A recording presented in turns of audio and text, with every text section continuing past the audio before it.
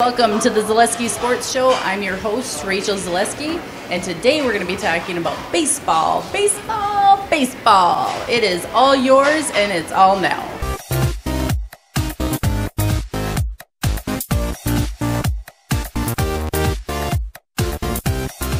Joining us now, Jason Zaleski, our sports expert, and our special baseball friend, Rich Hohl. Hey, all right. Good to have Rich here. We're going to have a lot of fun with Rich. I know when we talk about baseball and sports experts, Rich fits in that hole perfectly. No pun intended there. So before we get started here, Rachel, well, thanks again to our friends at Taqueria El Sol right here on the corner of 17th Street and South Central Avenue in Marshfield. They'll be hosting us here for the rest of the month as we watch World Cup soccer.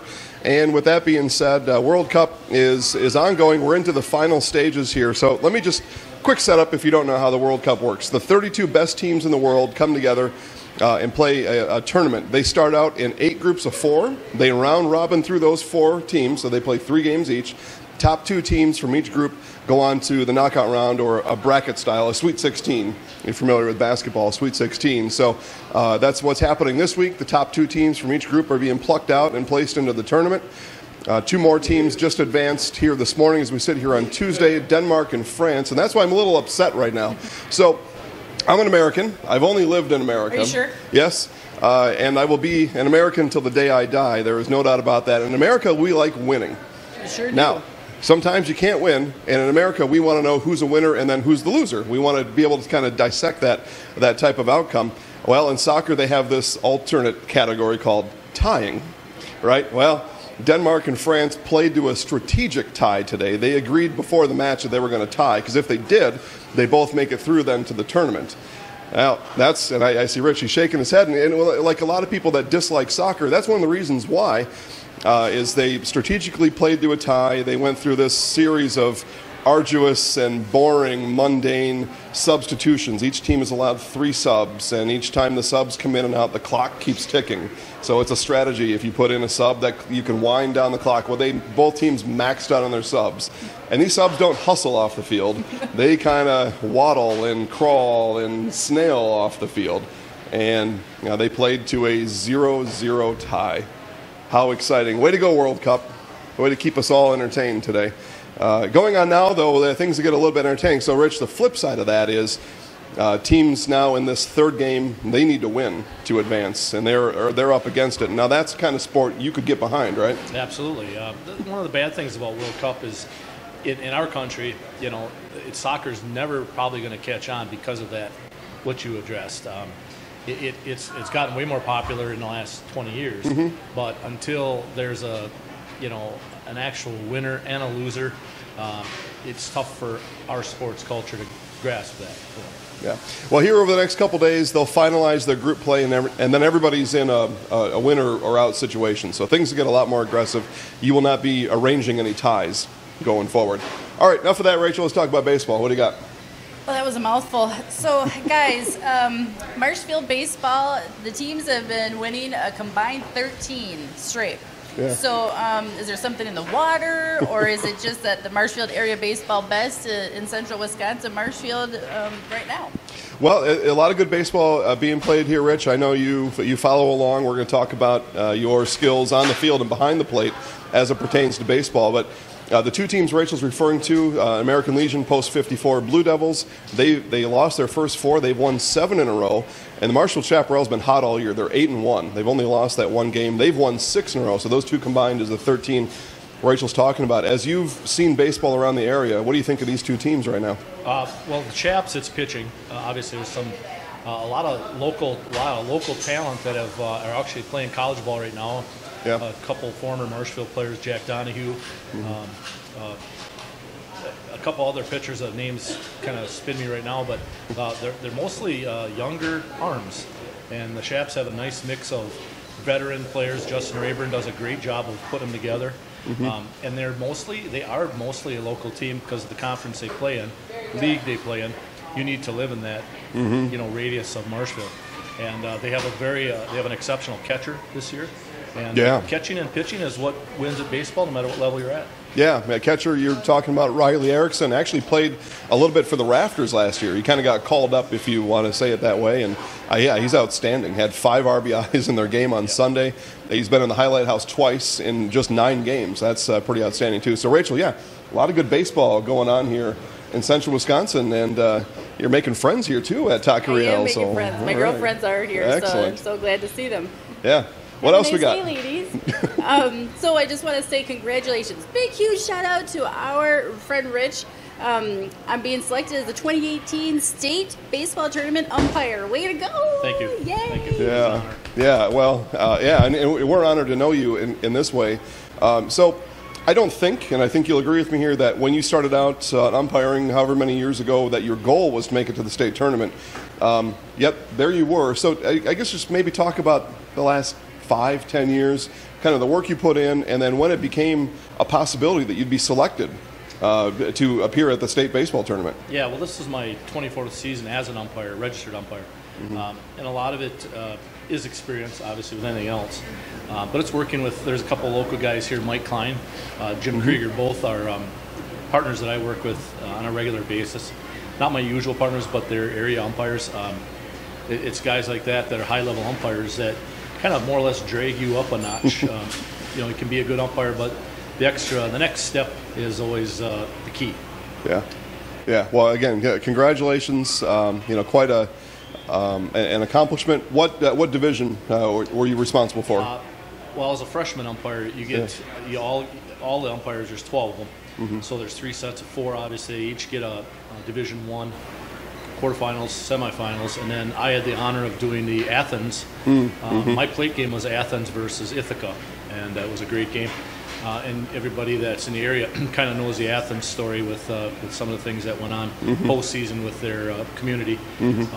So it was an honor. It was I had Thorpe in the second game, so I did Division IV semifinals, and next year, if everything goes right, I'll have state championships on Thursday. Yeah, good. We got a picture up on the screen now of you and your crew. Now I see you've got your face mask in your hand. So you were behind the plate for that game. How does that rotation work?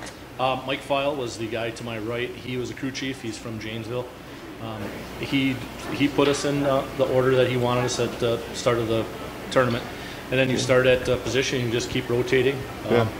And as a crew chief, that was his decision to put us where we were. Yeah.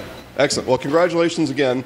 We don't have a specific Sports 101 listed on Rachel's rundown here, so I'm going to interrupt your schedule, and I'm going to give Rich a Sports 101. So, one out, runners on second and third. The batter is hit by the pitch. Now, it was a wild pitch. Actually, it hit him off his back and glanced all the way to the backstop. Umpire called that a dead ball. Awarded the batter to first base, and everyone else stayed where they were. So hit by pitch, is that a dead ball every time? Yes, it's a dead ball right at the spot. Yeah, okay. So in that case, the batting team, they may have rather avoided that hit by pitch. That ball would have sailed all the way to the backstop, would have scored one for sure, and with the speed with that guy on second and the way he was hustling around the bases, he would have challenged for another run at home plate. The throw would have had to come in for catcher to pitcher. So, yeah, because of that dead ball rule, that guy could have hopped out of the way and it would have scored some runs. Right. So it's made a dead ball because obviously the ball could ricochet and go out of play into the dugout, off the field. So that's kind of, I believe, why the rule is what it is. Yeah. All right, there you go, Rachel. Sports 101, hit by pitch, dead ball. So strategy speaking, have you ever seen players purposely go on the line of the ball to get hit, to go advance? Yeah, absolutely. And as an umpire, the plate umpire has pretty much total jurisdiction on that. If the batter doesn't even make an effort to move, you'll force him to stay in for his at bat. And it's usually an obvious, as an umpire, if there's any doubt, he's hit by pitch. Okay. But if there's, a lot of times you'll see batters, especially at the big leagues, they got all the armor on, they'll put an elbow into it. That generally isn't going to be awarded at first base. Okay. Stay in your play. Yep, and when you keep that guy at home plate, there's a pretty good chance you're going to get a comment from the coach too at that point. Absolutely. Yeah. well, that's just part of the game, though, right? It's like all sports, judgment calls, and as a rule, like I said, if there's any doubt, the batter will get first base. But there's obvious ones, and it happens quite regular where stay here. Yeah. All right. Yeah. Good conversation there. Hey. Yeah. Thanks. So moving on to Brewers. Jason, any more bad mouthing from you for the first place Brewers, Milwaukee Brewers? You know, to me, and so Rich, I called the Brewers frauds last week, and I still think that they are. Pitching's holding down the fort there. There's no doubt about that.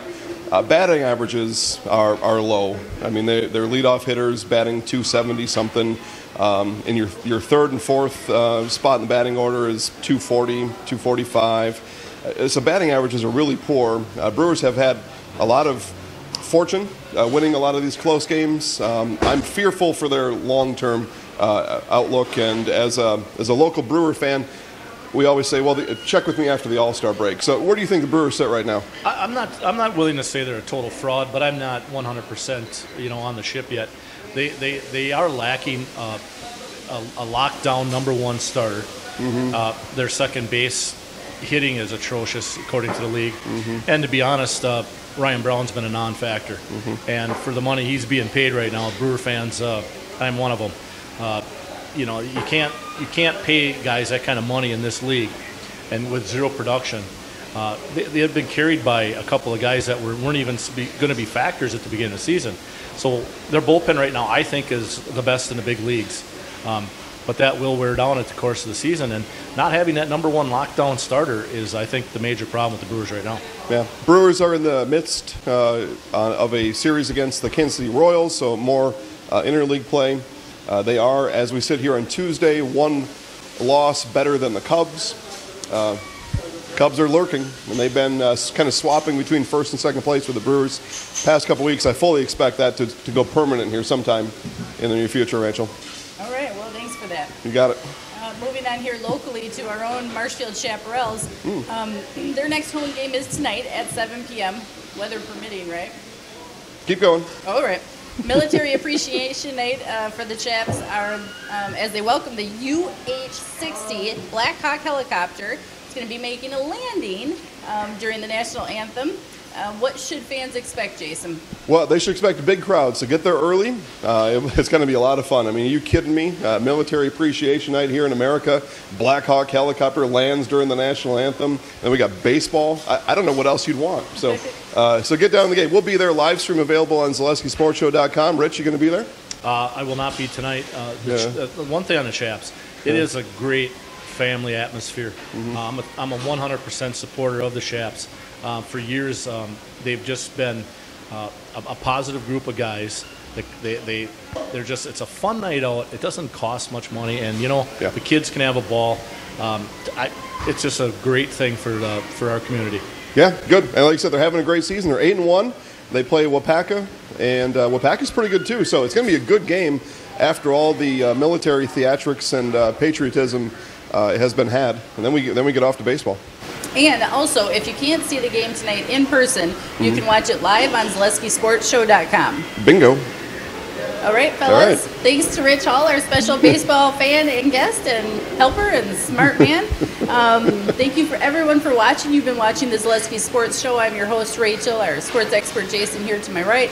And make sure that you check us out on Facebook at Zaleski Sports Show. Or you can find us on Twitter at Zaleski Sports. Have a great rest of your week. Take care. Go Sports. Get some tacos.